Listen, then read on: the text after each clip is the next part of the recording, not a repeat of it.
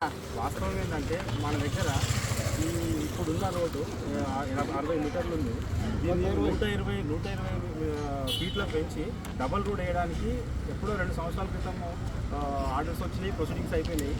ఆ రోడ్డు ఇప్పటి వరకు కంప్లీట్ కాలేదు. ఆ రోడ్ కంప్లీట్ చేస్తే ఈ మిగతా రోడ్లు అవసరం లేదని చెప్పేసి ఈ రోడ్ని పెండింగ్ పెట్టి ఆ రోడ్ అక్వైర్ చేయడానికి ప్రయత్నాలు చేస్తున్నారు. వాస్తవానికి ఈ రోడ్ ఎప్పుడో సంవత్సరం క్రితమే కంప్లీట్ కావాల్సింది. ఈ రోడ్ కానీ క్లియర్ చేసి పెద్దగా చేస్తే ఆ రోడ్ ఎందుకు మాకు అంటారు జనాలు అని చెప్పేసి ఈ రోడ్ని పెండింగ్ పెట్టి ఆ రోడ్ అక్వైర్ చేయడానికి ప్రయత్నం చేస్తాం. ఇదే విషయాన్ని మేము ఆర్టీఓ గారిని క్వశ్చన్ చేస్తాం. ఈ నోటిఫికేషన్లో ఎక్కడ కూడా హెచ్ఎండిఏ వాళ్ళు 36 మీటర్స్ ఆల్రెడీ ఇష్యూ చేసినారు. దాన్ని ఏం చేసినారు సార్ అని అడిగితే ఆయన దానికి సమాధానం లేదు. మేము ఏదైతే నోటిఫికేషన్ ఇచ్చినామో భూమిలోకి రోడ్ వేస్తాం అన్నట్లు మాట్లాడుతుండ్రు, తాగేస్తున్నాడు. మేము తాగేస్తున్నాడు.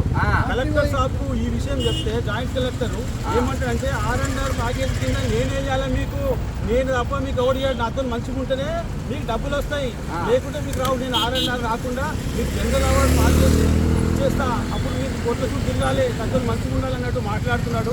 మీరు ఇచ్చినా ఇవ్వకున్నా రోడ్డు మాత్రం మేము తీసుకుంటాం, రోడ్ వేస్తాం, మీ చేతులు ఏం లేదు అని అడుగుతున్నాడు.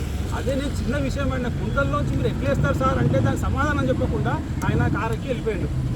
Collector Narayana Reddy, joint collector Chandrareddy గారు, కలెక్టర్ నారాయణ రెడ్డి గారు, జాయింట్ కలెక్టర్ చంద్రారెడ్డి గారు, ఆర్టీఓ మాట్లాడతా దగ్గర